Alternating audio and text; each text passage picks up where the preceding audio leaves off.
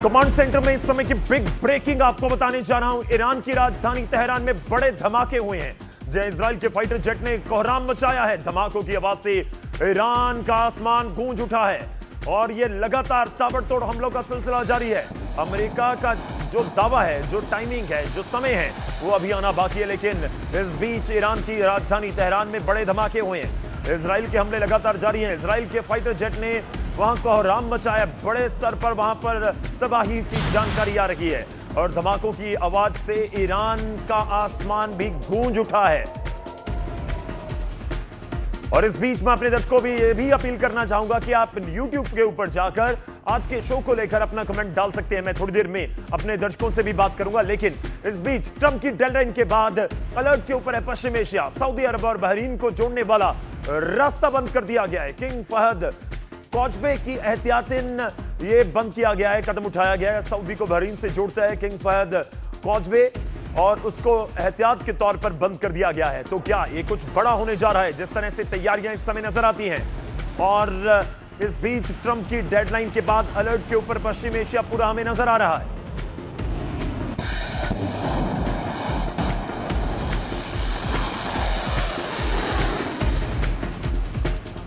और मैं बात करूंगा अब हमारे दर्शकों की। YouTube के ऊपर आप भी जाइए, कमेंट सेक्शन में कमेंट कीजिए इस जंग को लेकर आप क्या सोच रहे हैं इस समय, और हम कोशिश करेंगे कि आपके सवाल, आपके जो कमेंट्स हैं, उनको हम आज के प्रोग्राम में जरूर ले सकें, उनके ऊपर बात कर पाएं। हमारे साथ इस समय जो मेरे पास कमेंट आया उनमें से मैं कुछ कमेंट का जिक्र करूंगा। और अगर मैं बात करूं तो मेरे पास इस समय है श्रीकांत दुबे। श्रीकांत दुबे लिख रहे हैं कि ट्रंप की धमकी जो है खोखला साबित होगी। उन्होंने कहा कि दुश्मन कभी अवसर नहीं देता, वह मौका खोजता है। ट्रंप की धमकी खोखला साबित होगी, ये उनकी तरफ से कहा गया है। एक और कमेंट में पढ़ने की कोशिश करता हूं और उसमें लिखा गया है, ये राम प्रकाश पाठक हैं, उनकी तरफ से लिखा गया है कमेंट में। उन्होंने लिखा कि जब तक अमेरिका पर ईरान भारी अटैक नहीं करेगा तब तक अमेरिका सही समझौता नहीं करेगा। अमेरिका का भारी नुकसान से ही युद्ध रुकने की संभावना दिखती है। ईरान चीन रूस से भारी अटैक करने की मदद ले, तो एक तरह से सलाह भी है। और इसी तरह से अपने दर्शकों को साथ जोड़ने की रोज कोशिश करते हैं। आप भी YouTube सेक्शन में जाइए, वहां पर कमेंट कीजिए आपके नाम और शहर के नाम के साथ। मैं कोशिश करूंगा कि इस प्रोग्राम में आपका नाम ले सकूं। इस बीच एक और बड़ी खबर है, उसका रुख करते हैं। ईरान जंग को लेकर पाकिस्तान मध्यस्थ बनने की कोशिश में लगा हुआ है, लेकिन उसे अब लगा है बहुत बड़ा झटका। यूनाइटेड अरब अमीरात यानी कि UAE ने पाकिस्तान से अपना कर्ज वापस मांगा है।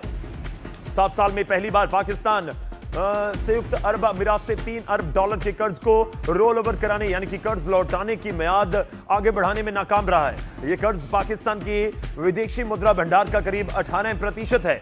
यानी अगर यह कर्ज पाकिस्तान ने लौटाया या लौटाना पड़ा तो पाकिस्तान सड़क पर आ जाएगा। पैसे वापस करने की आखिरी तारीख 17 अप्रैल है और पाकिस्तान को UAE से बहुत बड़ा झटका कहा जा रहा है। पाकिस्तान को $3 अरब का यह कर्ज लौटाना होगा। UAE ने कर्ज लौटाने की मियाद नहीं बढ़ाई, और नहीं बढ़ाने का मतलब है कि आप लौटाइए, वापस कीजिए। पाकिस्तान के विदेशी मुद्रा भंडार का, जो मैं पहले जिक्र कर चुका हूं कि करीब 18% यह कर्ज बनता है। और उधर पाकिस्तान के बड़े बड़े दावों और ऐलानों की सच्चाई अब सवालों के घेरे में है, क्योंकि पिछले कुछ दिनों में पाकिस्तान की तरफ से कूटनीतिक और आर्थिक स्तर पर कई हाई प्रोफाइल घोषणाएं हुई, लेकिन उसके नतीजे सामने नहीं आए, जिसकी वजह से पाकिस्तान को पश्चिम एशिया संकट में दुष्प्रचार का सबसे बड़ा स्रोत बताया जा रहा है। यह भी एक बड़ी खबर है इस समय की। वो इसलिए भी है क्योंकि पाकिस्तान बेनकाब होता हुआ नजर भी आ रहा है, जिसमें वो कभी बिचौलिया बनना चाहता है, बीच में कहता है कि मैं मध्यस्थता करके ये सब कुछ सुलझा दूंगा, लेकिन बेनकाब भी हो रहा है। संकट में, इस पश्चिम एशिया मिडिल ईस्ट में छिड़ी जंग के बीच संकट में दुष्प्रचार का सबसे बड़ा स्रोत बताया जा रहा है पाकिस्तान। कैसे स्रोत बताया जा रहा है इस दुष्प्रचार का, जैसे कि JF-17 डील की खबर सामने आई। पाकिस्तान ने फाइटर जेट्स की डील और बांग्लादेश की बिक्री का दावा किया था, लेकिन ना कोई अंतरराष्ट्रीय पुष्टि हुई, ना ही कोई साइन कॉन्ट्रैक्ट सामने आया। यानी पाकिस्तान का यह दावा जीरो, फेल हो गया। वहीं US property MOU, Pakistani media ने अमेरिका के साथ प्रॉपर्टी डेवलपमेंट का एक बड़ा समझौता बताया, लेकिन महीनों बाद भी कोई ठोस प्रगति इसमें नहीं दिखी। यानी दावा एक बार फिर से खोखला साबित हुआ। वहीं क्रिप्टो पार्टनरशिप, ट्रंप से जुड़े क्रिप्टो वेंचर के साथ साझेदारी का दावा किया गया, लेकिन ये पहल आगे बढ़ती नजर नहीं आई। फिर दावा खोखला 0। वहीं पश्चिम एशिया महायुद्ध में बिचौलिए की भूमिका में पाकिस्तान ने खुद को दिखाने की कोशिश की, लेकिन पाकिस्तान ने खुद को महायुद्ध का मीडिएटर बताया और कई बड़े दौरे की खबरें आई, लेकिन ना कोई आधिकारिक पुष्टि हुई, ना कोई विजिट हुई, ना ही कोई बड़ा नेता किसी देश का वहां पर नजर आया। वहीं एक और बड़ा दावा किया गया, हॉर्मुज में जहाजों से जुड़ा वो दावा था जिसमें दावा किया गया कि 20 जहाजों की सुरक्षित आवाजाही करवाई गई है, जबकि हकीकत यह थी कि पाकिस्तान के पास वहां बहुत ही सीमित जहाज मौजूद हैं। तो कुल मिला के कोई भी दावा असलियत में, हकीकत में नजर नहीं आया जो मजबूत दिख रहा हो। पाकिस्तान की तस्वीर और पिक्चर है। इस बीच एक और बड़ी खबर है, उसका रुख करते हैं। रक्षा मंत्री राजनाथ सिंह ने पाकिस्तान के रक्षा मंत्री ख्वाजा आसिफ को उनके बयान पर कड़ा संदेश दिया है। राजनाथ सिंह ने कहा कि ख्वाजा आसिफ को भड़काऊ बयान नहीं देने चाहिए, क्योंकि ऐसी ही हरकतों के बाद पाकिस्तान खंड खंड हो गया था और बांग्लादेश बना था। अगर बंगाल की तरफ पाकिस्तान ने आंख उठाकर भी देखा तो उसके कई टुकड़े हो जाएंगे। आपको याद होगा कि एक स्टेटमेंट दी गई थी, कोलकाता में हमले का जिक्र कर दिया गया था। उसके ऊपर राजनाथ सिंह, देश के रक्षा मंत्री, सीधे और स्पष्ट शब्दों में कह रहे हैं कि ये गलती मत कर। के बारे में इतना ही कहना चाहूंगा कि उन्हें यह नहीं भूलना चाहिए कि आज 55 ईयर पहले 1971 में एक बार बंगाल की तरफ नजर उठाने की कोशिश पाकिस्तान ने की थी, तो पाकिस्तान के 2 टुकड़े हो गए, एक पाकिस्तान रह गया, दूसरा बांग्लादेश बन गया। इस बार यदि हरकत की गई हमारे बंगाल की तरफ नजर उठाने की, तो उसका क्या परिणाम होगा यह भविष्य के गर्भ में ही लिखा हुआ है और इसका पता चल जाएगा। अरे 55 वर्ष पहले उसका परिणाम यह हुआ कि पाकिस्तान 2 टुकड़ों में खंड खंड हो गया, एक पाकिस्तान बना और बांग्लादेश। और इस बार ऐसी ही हमारे बंगाल की तरफ नजर उठाकर देखने की कोशिश की तो कितने टुकड़े होंगे ये ऊपर वाला ही जानता है। और अब बात करेंगे हॉर्मुज बंद होने से कौन कौन प्रभावित है।